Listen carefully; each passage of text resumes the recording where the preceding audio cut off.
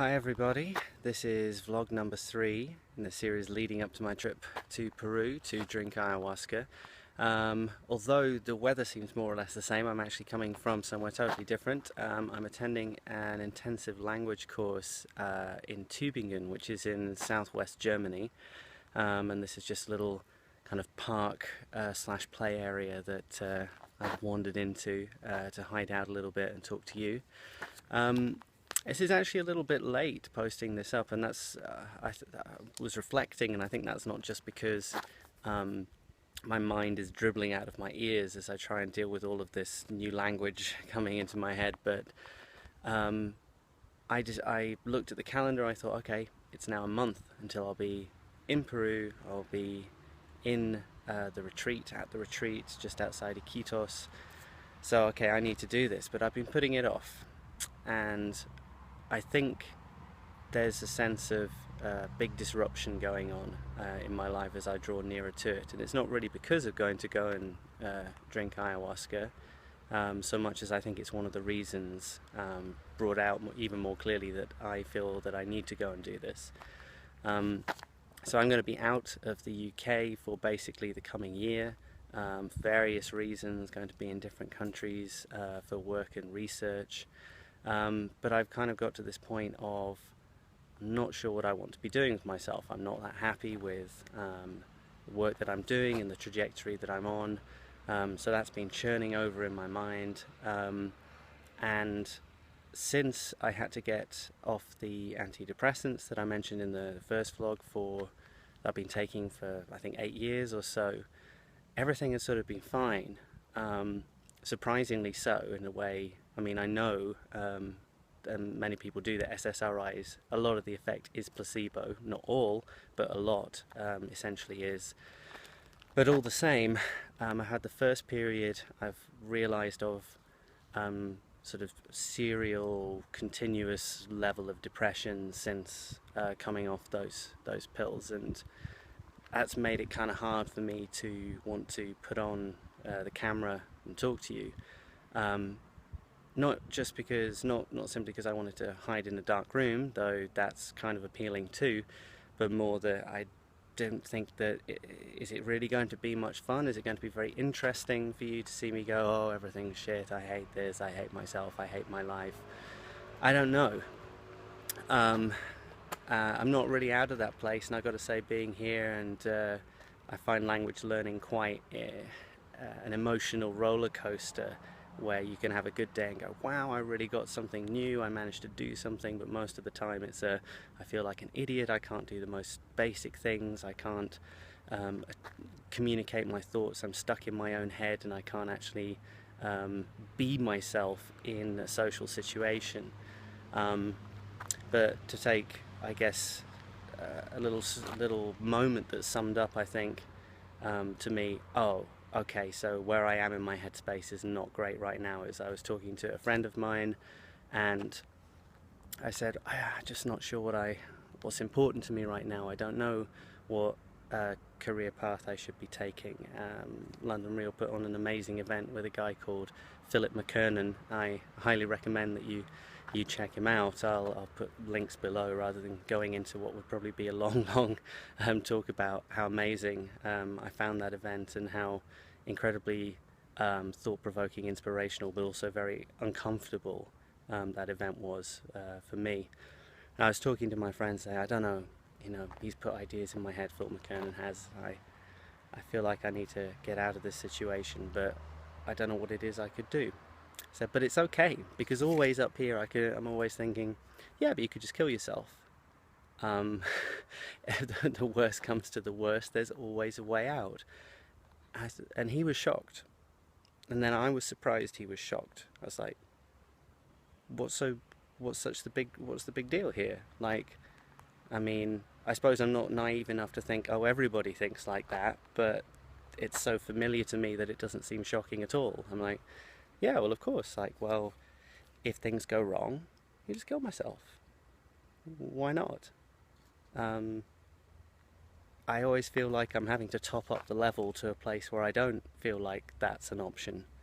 And it's always something which is sort of at some level, it's not like I'm constantly about to take action by any means. It's not like the occasions where I tried to do that, which I mentioned last time, but it's a sort of low level but continuous sense of, yeah, I could, and it would be easier if I did, because that's not stressful. That's an escape from stress. That's a solution. And in a way, I think, so I'm guessing that many people who are watching this can't really identify with that. But I can't really identify with you. I don't really emotionally understand the position that it sounds like I think most people are in, where you don't question what the point is and why you exist and why it's important to continue existing. I'm sure though if you ask me, at a different point in time, I wouldn't sound so sad and dark about it. The problem with depression, I think, is that when you're in a bad, negative mind state, it feels like it's forever, and it feels like it's just the truth, and that you see clearly right now, and it's not nice, and that the times that you were feeling better, that's the nonsense. And even if intellectually I can go, no, obviously not, come on, this is the fact, you're feeling bad is generating these bad thoughts, it doesn't become emotionally true. I think that's really one of the main reasons, or certainly a very important reason, why I want to go and drink ayahuasca, why I want that to be a route that I go down, because I think, maybe get this wrong, but Brian Rose said ayahuasca tells your head what your heart is thinking. And I understand that as it allows the emotional stuff to make it up here, but otherwise the emotional stuff remains at an abstract level. And I think that I don't have an emotional understanding or an emotional solution to where I find myself, and the intellectualizing, the positive thoughts and so on doesn't feel real, and I really need it to feel real, I think, if I'm going to move forwards. So it's weird without the idea of antidepressants. Just to finish off that thing, is that I don't know if it really makes a big difference, but there's definitely a sense that there's no longer a safety net, and a sense of panic for some reason. I have a fear that it could escalate and go totally out of control. And I've gone totally out of control before, and I don't want to find myself there again. So there's this sense of increased peril, like on movie trailers where it says "contain sustained peril," and I think that's sort of where a place without that safety net leaves you. But was it ever really working? Were they ever really working? If it's more placebo than anything else, I don't have the answers to that. So it's only 1 month away from going to Peru, and when I arrived at my accommodation here, the first thing I saw when I walked into the corridor was a poster which said Peru, and had beautiful pictures, not photographs but artwork of Peru. And I thought, oh, okay, there's I do want to read something into this. Of course it's just a poster, but at the same time I'm like, okay, I see, I'm going, don't worry. And that felt really good. That felt like, taking something just there as a sign feels positive. You can hear me kind of questioning myself though, can't you? Like, oh, don't sound like the crazy person. It's not like you really believe that there's a sort of that signs are being left for you and so on. I tell you what, believing that actually feels really nice. It actually feels like there is some sort of structure to what's happening, that it is a meaningful thing. I'd be interested to know what you might think about that. Is that a dangerous path to go down, where you start taking comfort in things like that and seeing meaning in things around you? I suppose it can't really be so bad if it doesn't lead you to do anything negative against anybody else or to yourself. So maybe, I don't know, I don't have the answer to that one. As you might have seen, I've got some very fetching pink tape on my shoulder, and this is because I've had a long set of issues with my shoulder due to injury and then aggravated things. But my right shoulder's always been where I think the stress goes, in knots of different kinds, in pains and restricted movement of different kinds. And just before I left, I was putting my stuff, left the UK, I was putting my stuff into storage, and I had this intense feeling of the end of an era, because I'm leaving a place that I've lived in for a long time, and I'm going away, and I no longer have a base to run back to. There's no bolt hole that's available. It was also the end of a period with my best friend in Oxford. We'll now be in different countries, so that certainly felt very sad.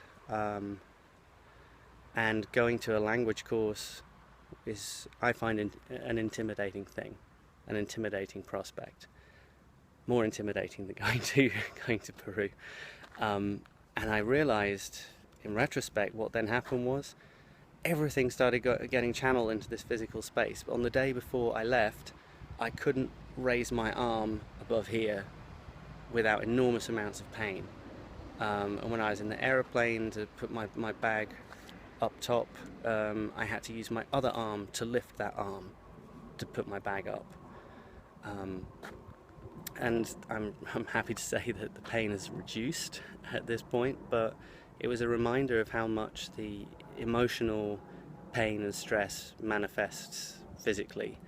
And it's an interesting possibility that I've heard spoken about and read about, that during ayahuasca ceremonies, the shaman can attempt to heal particular parts of the body where stress is manifesting. So people who have serious back problems and so on have, I've read, I've heard, have been healed in these processes.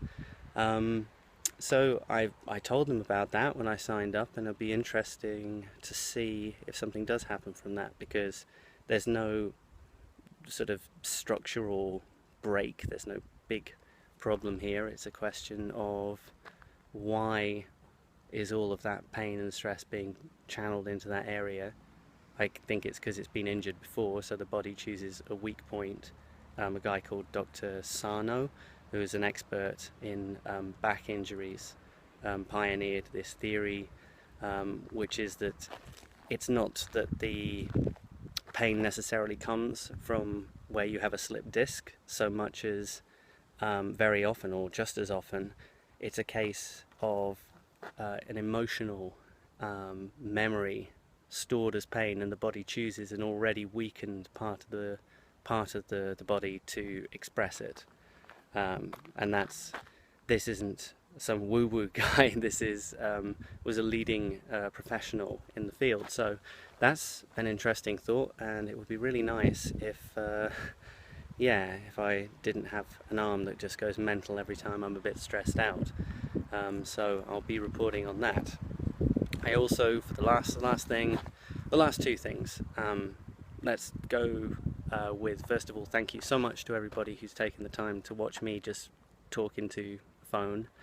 I had some really touching responses that really surprised me and made this even more worthwhile than it is, for myself to just speak my thoughts. I had some very open messages. People said they were very affected by what I'd said, and that's stunning to me, because I've never been in the position before where I've sort of said or done something like that, I've said or done something which has affected other people like that, and it's extremely humbling, and it makes me feel like it is worth me being here talking.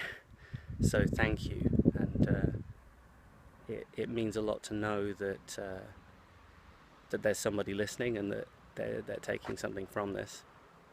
And the final thing is, I am going to write a book about my ayahuasca experience, an ebook, so not a big long thing, but I'm going to take a journal with me. I'm going to write things whilst I'm there. I'm going to record the experiences, So whilst I'll record some videos like this related to it, I'm going to write this down as well. I think it would be really good for me, and I just wanted to put it out there so that I have to do it, make myself accountable. Yeah, I think that's everything. So the next time I speak to you, I think I will, I'm not sure precisely when I'll do it, but basically I will be en route to Peru. So that's going to be exciting. I look forward to talking to you then. Bye.